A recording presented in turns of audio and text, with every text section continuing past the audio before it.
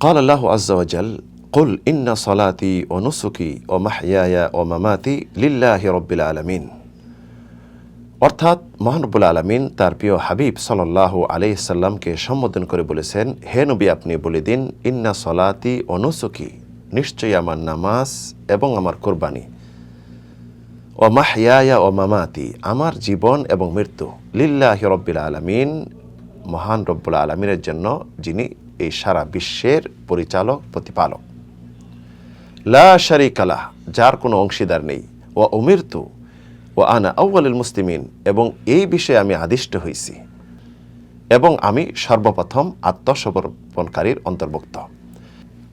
উল্লেখ্য, এই আয়াতে মহান রব্বুল আলামিন নামাজ এবং কুরবানিকে, জবাহকে একসাথে নিয়ে আসছেন।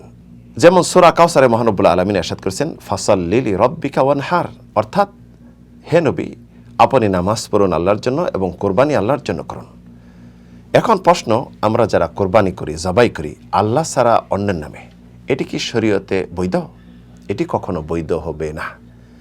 নামাজ যেমন ইবাদত, অন্যের নামে করা শিরক, এমনইভাবে কোরবানি আল্লাহ ছাড়া অন্যর নামে করা হবে, এটি শিরক।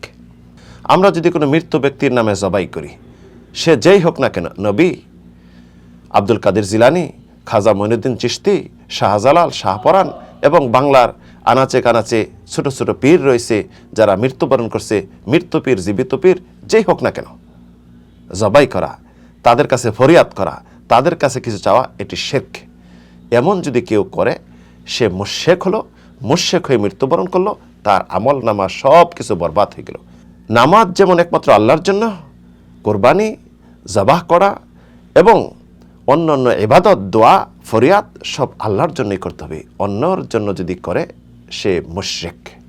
আমরা যদি মনে করে থাকি যে আমরা তো আল্লাহর জন্যই জবাই করি, আল্লাহর নামেই জবাই করি, তবে পীরদের দরগায় যাইয়া জবাই করলে সমস্যা কি? সাবিত ইবনে দাহাকের হাদিস, এক ব্যক্তি মান্নত করেছে বাউনা নামক স্থানে ওর জবাই করবে। এটি মদিনার একটি পাহাড়ের পাশে একটি স্থান। রাসূল জিজ্ঞাসা করলেন, তুমি কেন এখানে ওর জবাই করবে? বলছে, মান্নত করেছি। জিজ্ঞাসা করলেন যে ওইখানে কি কোনো মূর্তি ছিল জাহেলিয়াতের যুগে? কয় না। জাহেলিয়াতের যুগে কোনো মেলা উৎসব হতো? বলছে না। তখন বললেন, তাহলে তুমি মান্নত পূর্ণ করতে পারো, জবাই করতে পারো। তাই যেখানে শিরকি হয়, কুফরি হয় এবং আল্লাহ ছাড়া অন্য নামে আহ্বান করা হয়, এই সমস্ত জায়গাও যদি কেউ জবাই করে, এটি হবে শিরকি এবং সে মুশরিকের অন্তর্ভুক্ত হবে। এটা সম্পূর্ণ শরীয়তে হারাম হবে।